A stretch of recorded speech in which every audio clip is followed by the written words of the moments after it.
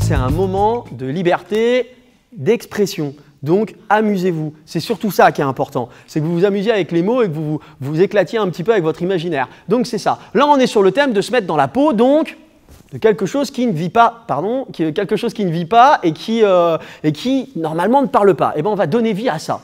Je vous rappelle que dans les textes de slam, si votre texte a des rimes, c'est... Bien. Si votre texte n'a pas de rime, c'est... Bien. Si votre texte est très long, c'est... Bien. Si votre texte n'est pas très long, c'est... Génial. Si votre texte est très drôle, c'est... Génial. Si votre texte n'est pas drôle, c'est... Amusez-vous. C'est tout l'intérêt du slam.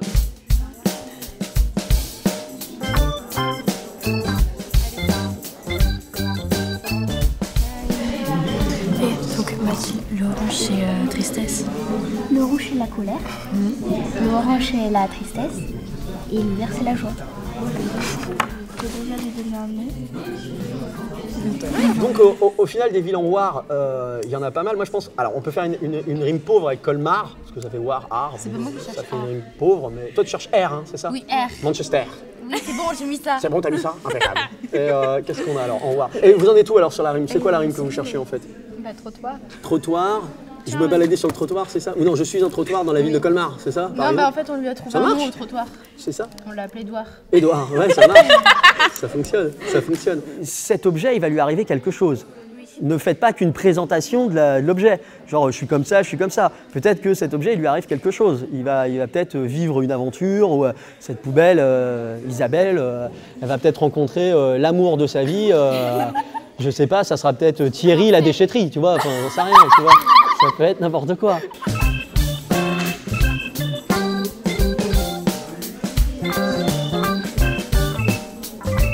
J'ai du mal à trouver quoi mettre en plus. Alors, essaye de réfléchir à tous les rayons que tu peux trouver dans un magasin, puisque tu es là-dessus. Tu te fais une petite liste s'il faut. Ouais, et puis après, tu reprends tes idées. Tu listes déjà tes idées et puis après, tu développes ton texte. Moi, ce que je te conseille, en termes de méthode, pour pas t'embêter, tu te fais une petite liste de tout ce qui peut démarrer sur une devinette. Donc, on récapitule. 1. New York, qu'est-ce qu'elle a? Comment elle s'appelle? C'est quoi son surnom? The Big Apple. Ok. 2. Qu'est-ce qu'il y a comme monument très connu dans ce coin-là? La Statue de la Liberté. Ouais. L'Empire State Building. Ouais. Le site de Ground Zero. Ouais. Wall Street. À Manhattan. Ok.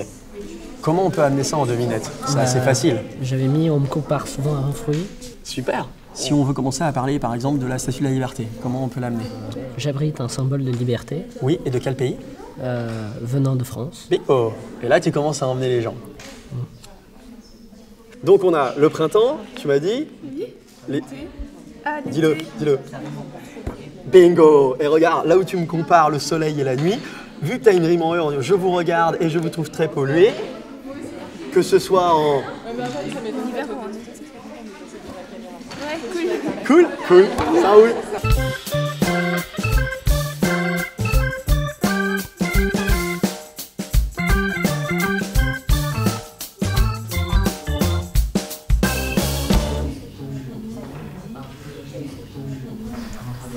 Benoît, est-ce qu'il faut faire 2 rimes d'affilée avec la même consonance? Vous le composez comme vous voulez, mais le but c'est qu'on ait quand même ce jeu de sonorité sur les rimes pour que l'un et l'autre vous travaillez avec ce que l'autre propose aussi. Ok. Gardez une seule feuille et il y en a un qui écrit à chaque fois, c'était sa proposition, et du coup toi t'enchaînes sur la ligne suivante, ok?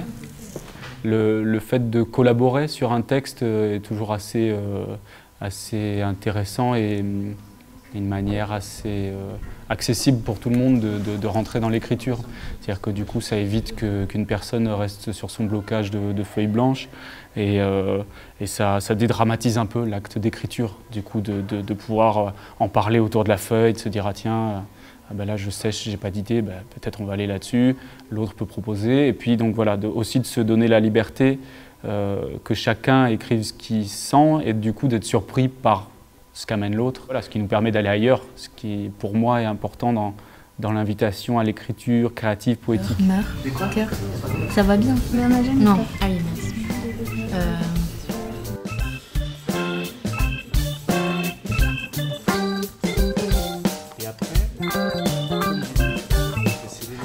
là, tu as écrit 12h30, hein? Ouais. On ne peut pas savoir. Alors, l'important, c'est que vous le sachiez, puisque c'est des textes qui vont être lus. Donc, effectivement, ça ne change pas grand-chose. Mais quand même, sur le principe, là, tu as écrit midi et demi. J'en meurs de ces pleurs, le regard fixé sur l'heure, tout cela fit sur mon cœur. Raconte-moi si tu peux, essayer d'être heureux malgré l'orage qui rage au-dessus de nous deux. Mais c'est bien, ça vient.